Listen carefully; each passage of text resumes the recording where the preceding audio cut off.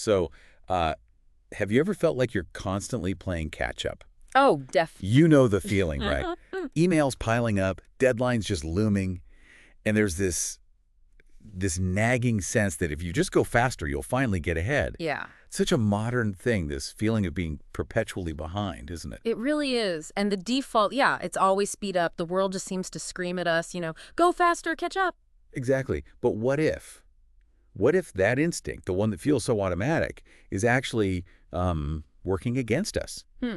What if, and this feels really counterintuitive, what if slowing down isn't about falling further behind? What if it's actually a superpower? Now, that is the fascinating question we're digging into today. It's quite a shift in thinking. Yeah. So for this deep dive, we've pulled together some really insightful sources. We're looking at the speed illusion, faster is not always better, also Zen slowness, mindful living and deeper engagement, and another piece called Zen and the Superpower of Slowness. And these feature perspectives from someone named Kenzo and a Zen teacher, Yuno. So our mission really is to unpack this whole idea of slowness. Right. And really challenge what these sources are calling the speed illusion that seems to run our lives. Okay, the speed illusion. Yeah. You just mentioned it, and it links right back to that catch-up feeling. Yeah. Can we, define that a bit more? What exactly is this illusion the sources talk about? Yeah, it's a really powerful concept. The speed illusion isn't just, thinking fast is good. It's deeper.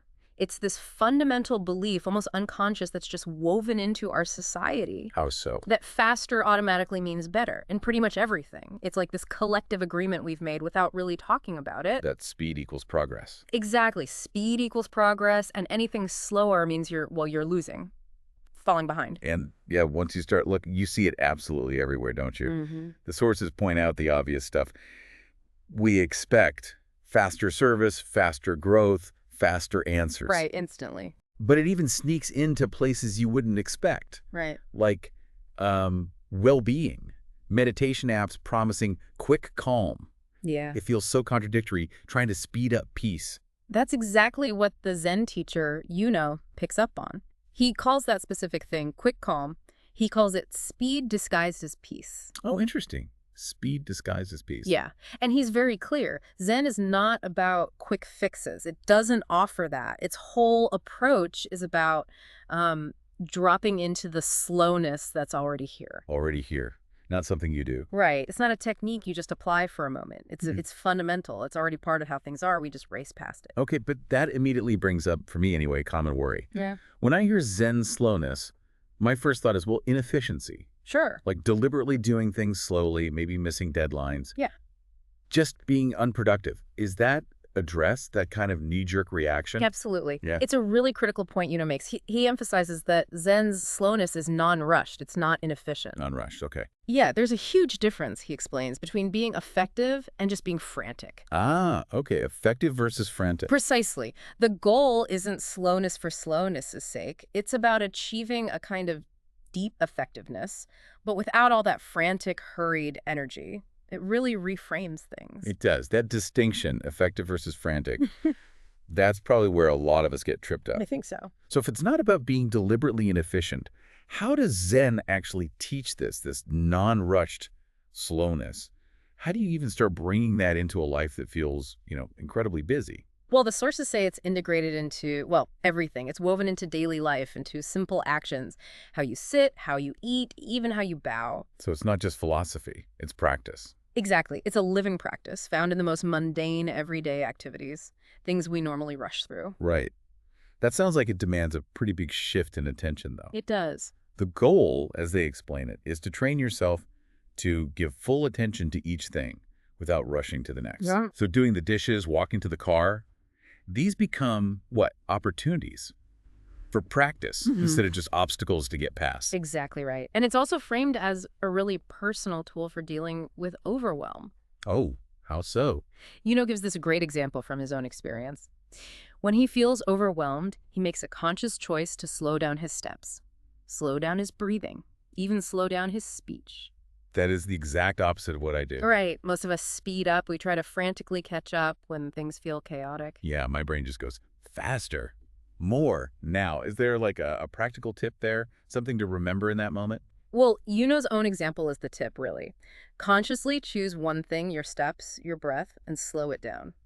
Ah, okay, just one thing. Yeah, it acts as a kind of anchor, a tool for self-regulation. It helps you find calm right there in the middle of the storm. That makes sense. And the sources clarify this isn't about escaping the world, then teaches slowness not to check out, but actually to re-enter it more fully. Re-enter it more fully. Yeah, to have a richer, more perceptive, more engaged experience of life itself. Okay, so we've got the speed illusion, this idea of non-rushed efficiency. Yeah. But the sources push it even further. They suggest this slowness isn't just coping, it's actually a superpower. Can you unpack that? Because that flies directly in the face of modern productivity thinking, doesn't it? The whole hustle culture, push, push, push. Oh, it absolutely challenges that push mentality directly. Zen suggests that our best ideas, our real insights, they don't always come when we're grinding away. Right. Often they emerge in the pauses, in the moments of rest, when we step back. The sources say pausing and slowing down are essential for real intelligence to return. Real intelligence? And for creativity to breathe. That resonates. I mean, you hear stories about that.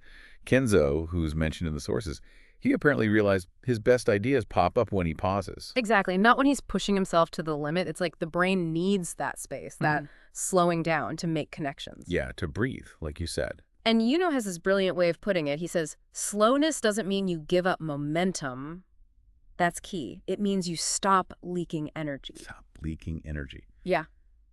Wow. What does he mean by that exactly? Is it like wasted focus, mental clutter? I think it's all of that. When you're rushing, your attention is scattered, right? You jump between things, you make mistakes.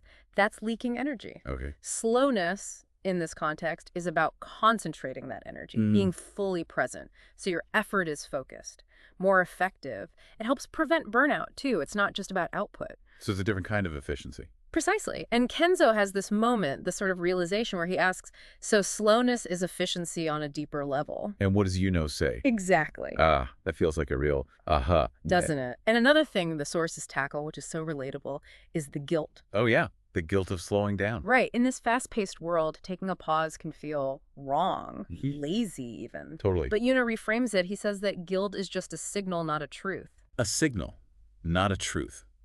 Meaning it's just learned conditioning. Yeah, it's societal pressure, a learned response. It doesn't mean you're actually being unproductive or doing something wrong.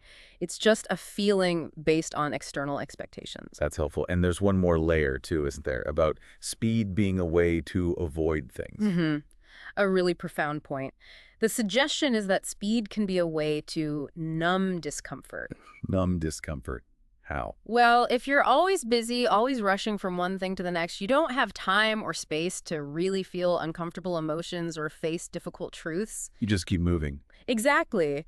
But the clarity and engagement that come from slowness, that involves facing those feelings, confronting things head on instead of running from them. So slowing down takes a kind of courage. Wow. Okay. So it's not just about getting more done. It's about being more present with reality, even the uncomfortable parts. That seems to be the deeper layer, yes. So bringing this all back, what does this mean for you listening right now, trying to navigate this world that just screams faster? Yeah, what's the takeaway?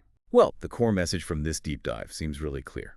True productivity, maybe even deeper success, it doesn't come from just chasing speed or finding quick fixes. No. It seems to come from deliberate presence. Yeah. Focused attention. Making space for intentional pauses. This Zen-inspired slowness.